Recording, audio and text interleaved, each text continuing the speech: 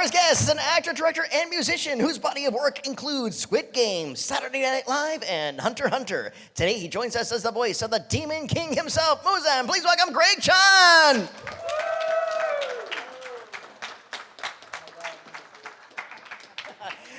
And next, he's an actor and director whose roles include Mob Psycho 100, Mobile Suit Gundam, and Iron Blood Orphans, and Fairly Odd Parents, A New Wish. Today, he joins us as the voice of the hot-tempered Yushiro. Please welcome Kyle McCarley.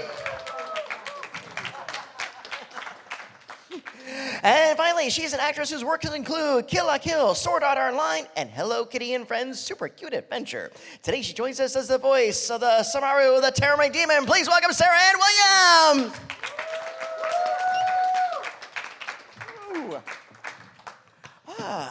Well, friends, hope you're having a good time here in Miami the past couple of days. It's been great. Oh, wonderful. Yeah.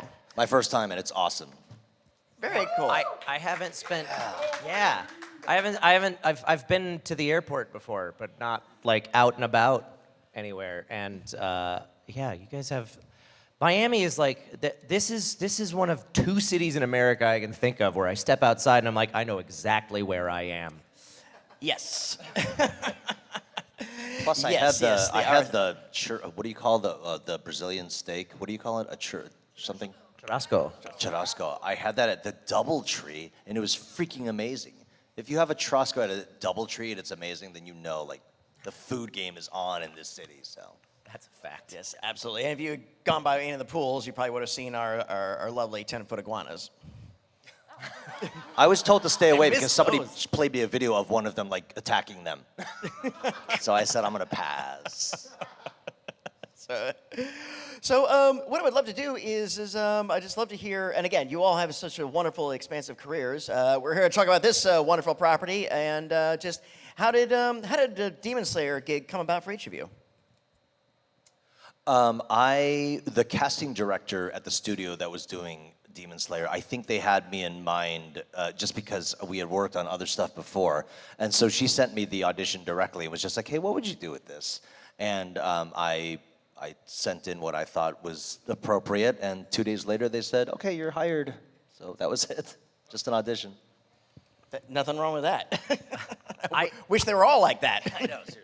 I actually got asked to do script adaptation for Demon Slayer, and I did the first. I did the first 11 episodes, and then I got pulled off to another project, and was like, I can't do both. But so I had written the stuff that Yushiro says in his first couple episodes, and then got asked to audition and booked the role. I don't know. No. Well, and again, I always like to ask too. What's in the script adaptation? What are some of the more interesting challenges you've had to face in that? Oh gosh, script adaptation is a whole. I got into it because I worked on one too many projects where it wasn't very good. But That never happens. It never happens. Everything's wonderful. It's juggling a lot of different plates because you're trying to maintain the original intent of every line, like based on what the literal translation is, but also the overall story. So sometimes you change some things in service of the overall story, making it sound the way that people talk, the way that people speaking English actually speak, making it sound specific to the character saying whatever the thing is, and then also fitting whatever's happening with the mouth. So, yeah, it's juggling a lot of different plates. Yeah, because you look at some of the real early stuff from like the late 80s, early 90s, and it almost seemed like the scripts were a little too direct. Yes. And the English language was very stilted and just, you're alive! I don't believe it. Right, yeah, it's like dragged What are you out. talking about, huh?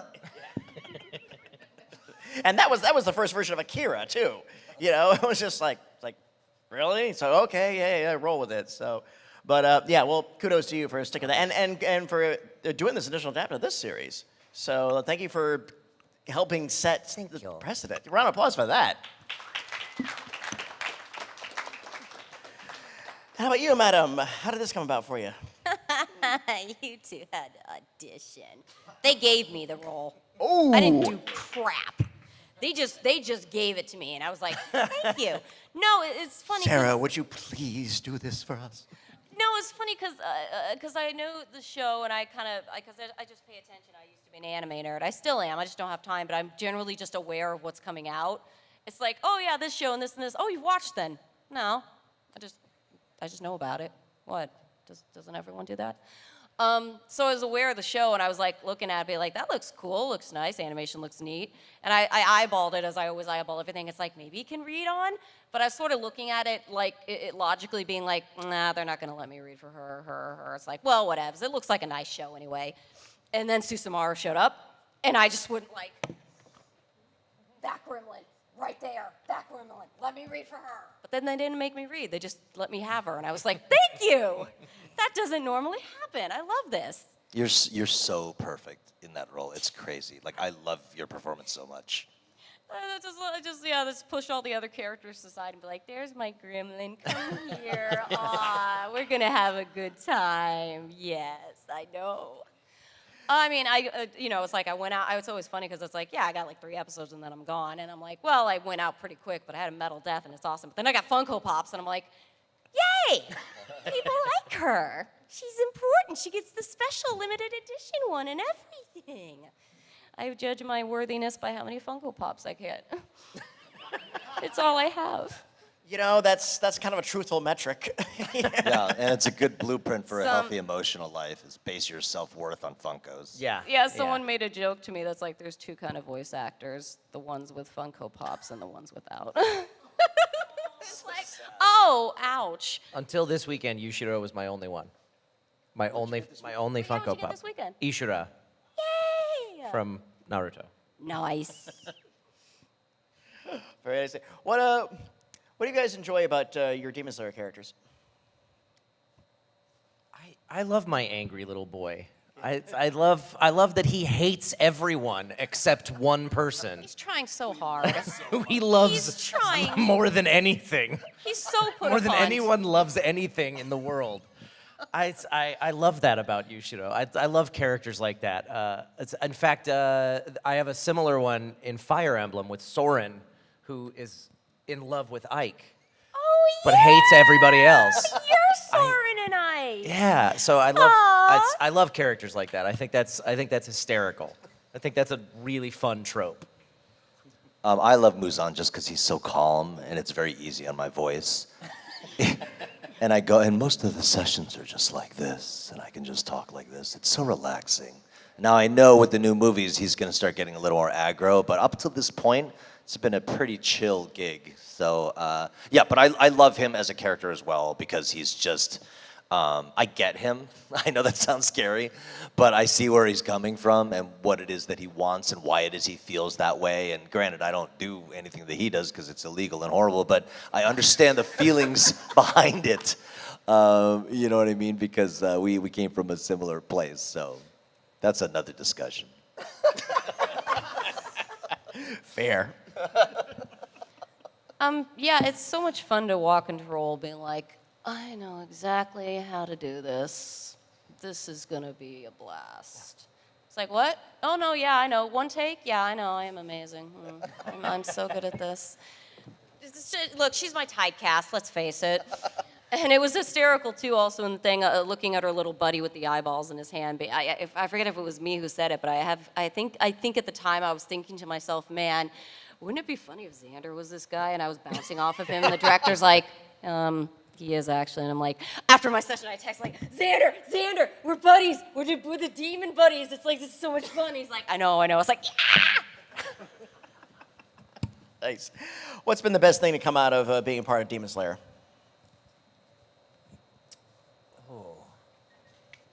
Funkos? Funkos. I mean, honestly, like we all, I'm trying to word this delicately, we're all actors to some extent because we love attention. And this show has gotten me a lot of attention and people actually caring about something that I did. You know, it's depressing when you've got sort of like you go through a period where you're doing a bunch of roles that nobody really cares about. They're just there and they need to be there for the game because somebody wrote them in there and stuff. But to be in a role where somebody will dress up as you, or you know, and other people dress up like from the show and make lovely drawings for me, like Evelyn did, like that type of thing is really, really. It's very touching, and it really kind of allows me to feel alive.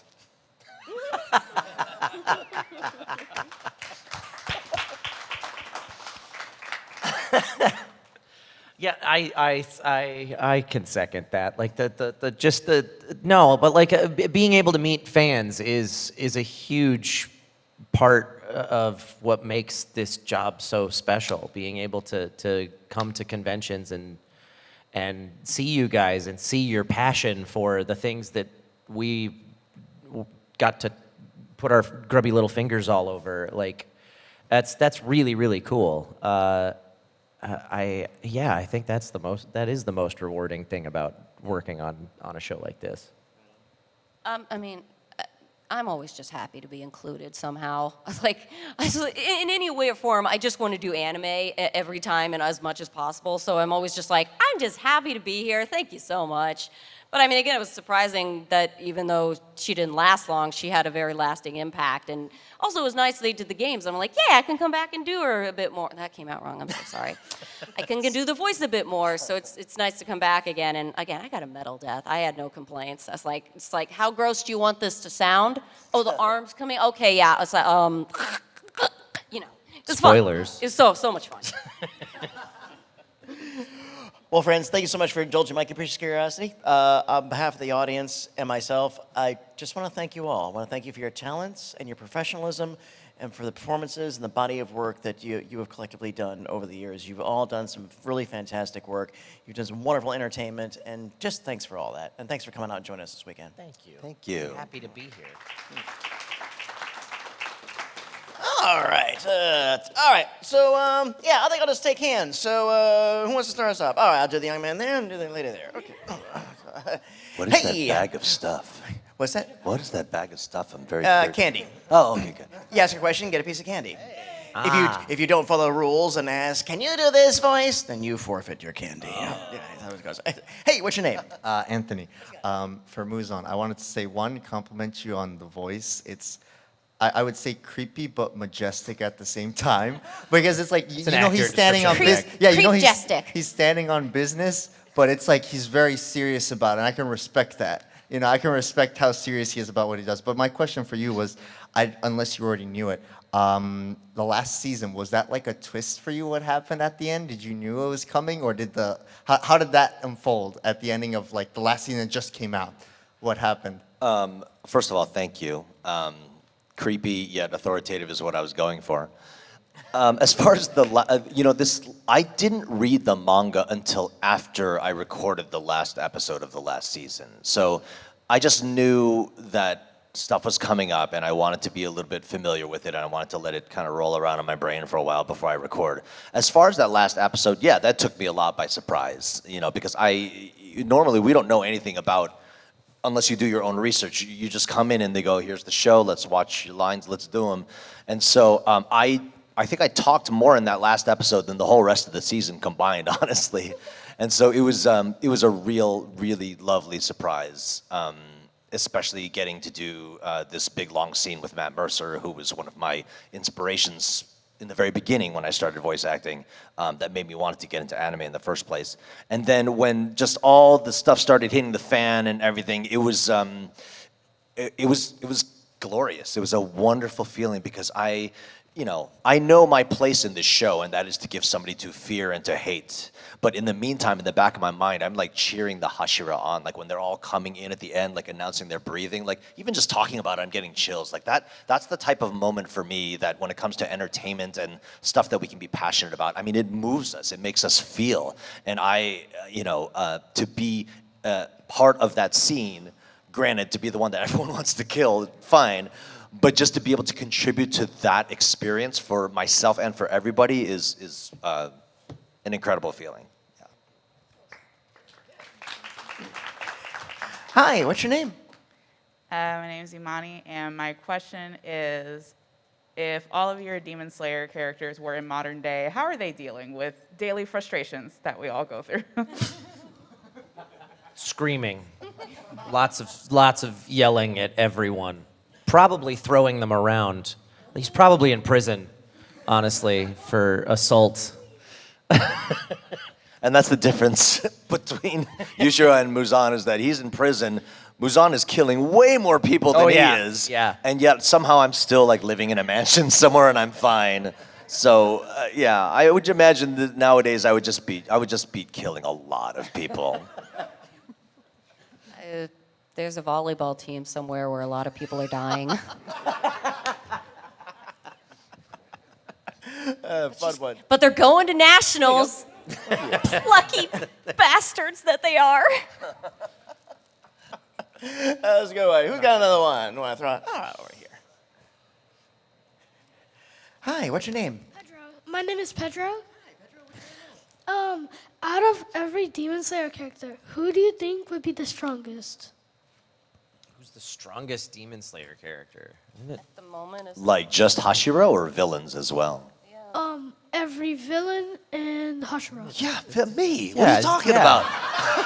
Isn't it him? You know how many of these people it's gonna take to take me down? I'm number one, okay? I know there's like power scaling and stuff that's gonna happen, but at the moment it's like Yeah, no, there's a lot Yeah. of planning going on to actually logistics and to actually take me down. If it weren't for if they weren't organized, I would rule the world forever.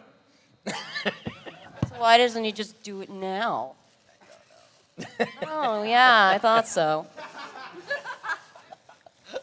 Because he's too cocky. He's too confident. That's right. Too much a display of vulgar power. He's too worried about his clothes.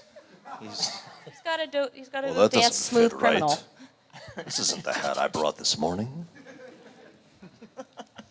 Oh, great question. But great cosplay you got going on there too. One for you, and one for cosplay supportive dads. Yay! Yes. Okay. Hi, what's your name? Hi, my name is Adri. My question is, how's the community when you guys were like doing Demon Slayer? Because I know with some animes, like people record in different studios, or sometimes they all like record together. So how was that experience for you guys? Was it together, separate? How was your interactions with like the other cast? Anime is always one actor at a time. 100% of the time. I don't think I've ever heard of an anime dub that was recorded with more than one actor in the booth at the same time. So a lot of our community building actually happens at conventions, because this is where we see each other and talk to each other. Like, when's the last time I saw you two? I was about to say, like, if I'm seeing you two, you're probably directing me, because I don't direct, but they do. Right. So, and I think that is the last time I saw you. Yeah. I just don't remember what you were directing me on, but I think it was you were directing me. SMT5, and it was remote. Because it was during the pandemic. Well, yes, but no, I've seen you after the fact. Yeah, somewhere. I think it was at a con. I don't know. SMT5. If anybody knows what role he made me play, I didn't. Okay, it wasn't my fault. Wait a minute. Probably was. I don't know. I don't know. I remember playing the demon with her guts hanging out. What Mine's did you worse. play? Mine's worse. Trust me, it's worse. Oh, is it the Wang demon? Yeah. Correct. Okay. That's just Incubus. Okay, that's not. Like, What was the Anyway. question? Community. Community. I'm sorry, I should have asked. How many children are in the room? Cover your ears, darling. Thank you. Please cover your ears. So yes, the conventions are wonderful for actually getting to socialize, because we don't get to do that a whole lot. I mean, there are, Abby and I sort of go back before Demon Slayer started, and so we've hung out outside of work and stuff. And there's people that you have crossed paths with more than others, but for the most part, it's very solitary doing the actual work, aside from just being able to hang with the director and the engineer, and then any other connection or bonding you need to do with your castmates happens at places like this. Oh, thank you. All right. One for you. Obviously, you get a green one. Yeah, and one for you too. All right. There you go. Somebody over here, Ann? Yeah. Hi, what's your name? I'm Jessica. Nice to meet you. All right, what's your favorite dessert? Oh, I like that question. Probably cupcakes. Yeah. Oh no, a phone. I like so many desserts. So Yeah, it's much. hard. I like desserts. Well, the past 2 nights in a row, I had Haagen-Dazs sundaes with the little chocolate chip cookie chunks in them, and I think those chocolate chip cookies were the best part of the sundae. Wow, you eat your feelings too? Oh, yeah. Nice. I feel so seen. Oh, I mean, yeah, I like desserts. I like baked goods. I like to go to the bakery sometimes and just sniff stuff. Not like me starfish against the window.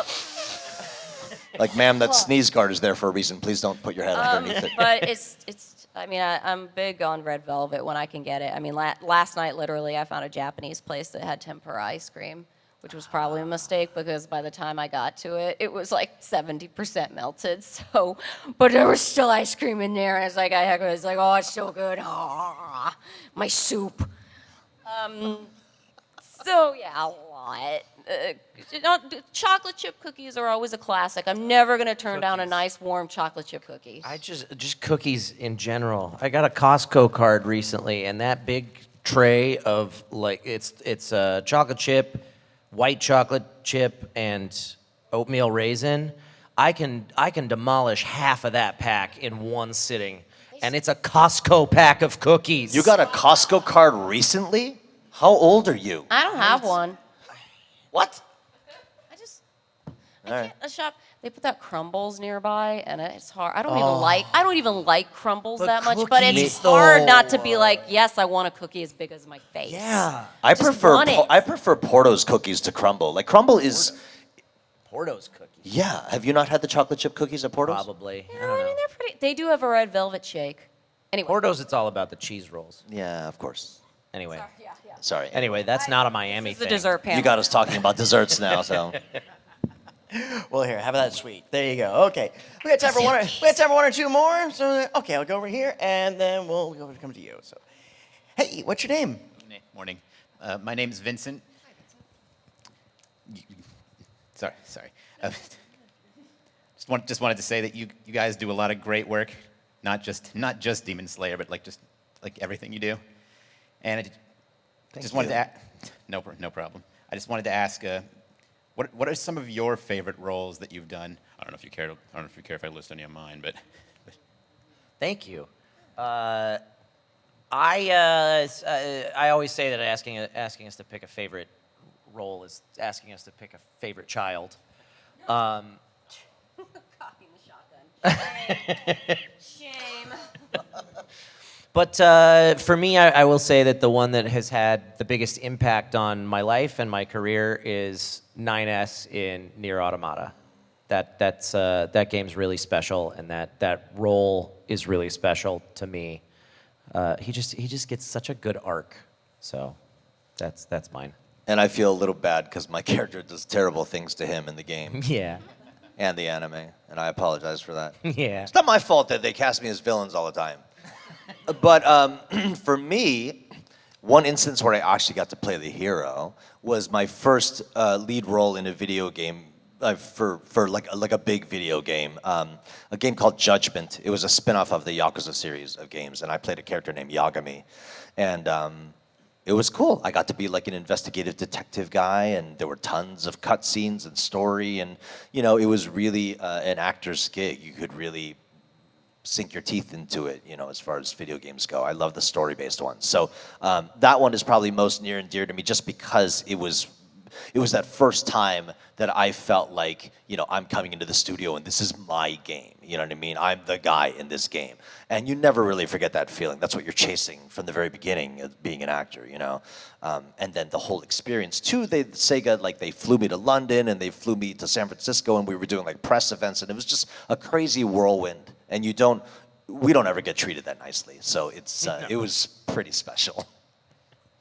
It's like choosing a favorite kid. It's cop. It feels like a cop out answer sometimes. But I love them all, and I'm just like, I'm really not just saying that. It's tough. I mean, Sayaka's up there, Jinx is up there, No Known's up there. There's so many. I don't love them all. But I love a lot of them. This is an interesting anecdote. So you know how voice acting seems kind of like a dream job, right? You go in, you play these characters, it's all fun, but there's only one VO session where I was just like, I do not want to be here. And it was for some random like mobile game that was coming from Italy that was being localized. And I was playing like the announcer of the race. And so not only was everything, the writing didn't make sense. Like it was almost like somebody translated it, but nobody adapted it. And so not only did nothing make sense, but it was one of those games where you have to be like, you have to do the same line for like the number 10 and then the number 9 and then the number 8. So it was a lot of repetition of just like, you know, whatever. 8 laps left to go. 7 laps left to go. 6 laps, and after a while I was just like, oh my God. And like, if you can imagine, each of those lines was written in a way that doesn't make sense, you know? 7 laps are in the race left. You know, and just having to do it over and over and over. So that was the one time I was just like, I wish I could leave. That's the only time. The lead car is no longer the lead. It was seriously. I wonder what happened to that game. Oh my goodness. Never got released. Great question, Vincent. Thank you for asking that. Thank you. Okay, over here. Hi, what's your name? Hey, Patty, it's Liz. I made it finally. My question is, what is your favorite part about playing your character on Demon Slayer? Okay, this is kind of it's kind of a heavy answer, but honestly for me, it's a lot of, it's a kind of therapeutic for me to vocalize all of the awful things that Muzan says, because there is a lot of stuff from my past that kind of torments me. I think anybody who's had any sort of bad experiences as a child or whatever can relate, that we build up feelings of anger and, you know, rage and like really, really drastic negative emotions. And I've lived with that my whole life, which has been very long. I'm very old. And so when I get to play Muzan and channel that stuff, it somehow relieves the burden of how those feelings actually make me feel in real life a little bit. So the more I get to do that, the more I almost feel like I'm just sort of unloading emotional crap that burdens me. So that's what I love about playing Muzan. Who needs therapy? Yeah, it's just a crock. Big money grab. It's therapy where I get paid. This is a bit of an odd answer, but I remember in the booth doing like 3/4 of the way through my session. I can't remember if we did both. I think it was only 2 episodes of Yushiro in that first season.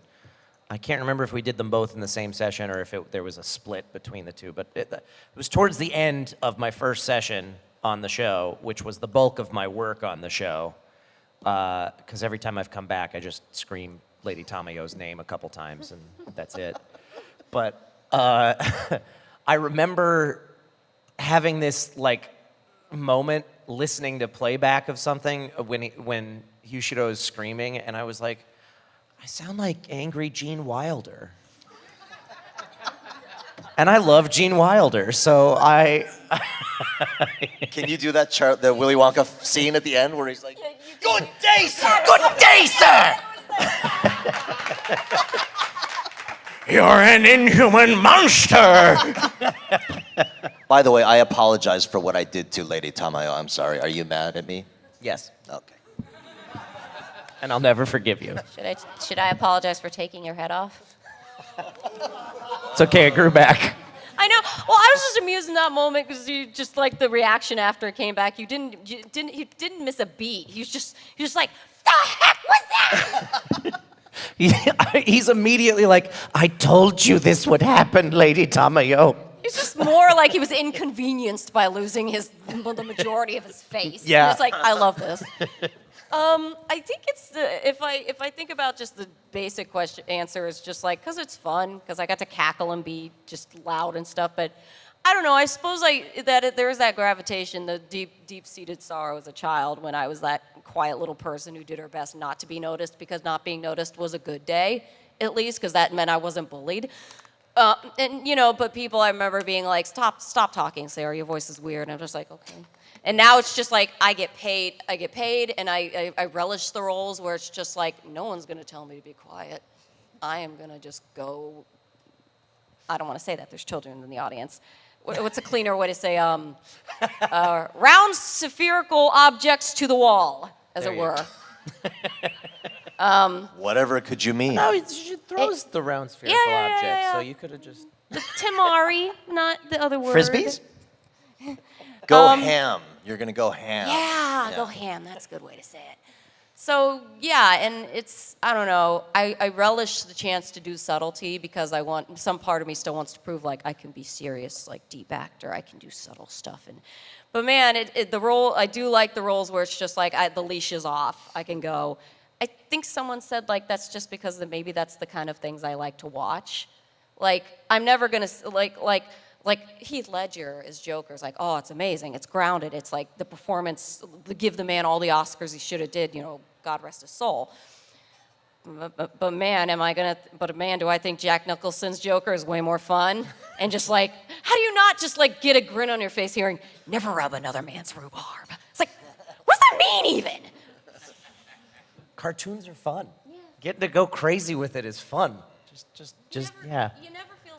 I always get a little sad in this business when they want to be like, "Here's a great-looking new cartoon."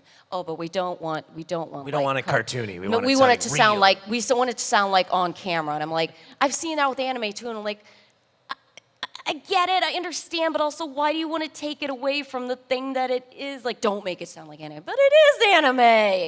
I mean, I get it. Sometimes they want it to be Ghibli or Makoto Shinkai or whatever. I get it, but sometimes I just feel a little sad being like, why do you not want it to be the thing that it is at all? Okay. Something to be said about embracing, this is the core thing about it too, and going back to the roots. It's like, yeah, sometimes in other genres get a little too, they're trying to be, we're trying to get real and everything on else. It's like you've got a guy in a cape flying around. Right, yeah. It's not Unshend Alu, So, friends, anybody got any projects on the horizon that you're allowed to share with us? NDA, Non-disclosure. That's why I say allowed. Not really for kids, but Grimsburg is on Fox Sunday nights, Hulu the next day, and I play a middle-aged Korean police lieutenant. So pretty much me if I were a police lieutenant. It's John Hamm's animated show. It's got a really fun cast, and it's really wacky and weird, so check it out. Fun. I talked about the interim game on my panel yesterday. So I'll give you season 2 of Fairly Odd Parents: A New Wish is coming out on Netflix later this month. It's not actually a season 2. It's just the second half of season 1, but Netflix split it in half for some reason. I don't think they're here. It's probably okay. And that's becoming more and more common. They do it all the time. And one final question. Oh, did you have something, or everything's NDA sealed? I can't talk about that. So stay tuned. I think Trails Through Daybreak 2 is definitely out, and I can be like I was Celise or Tessie on that, so that was nice. I do actual play stuff on Saturdays with my friends at the Unexpectables. We're doing Gateway, which is a Fallout-based campaign. It's great. Yeah. Nice. Fun. Okay. And one final question. Would you all like to take a picture with this wonderful audience? Yes. Yeah! All right, everybody.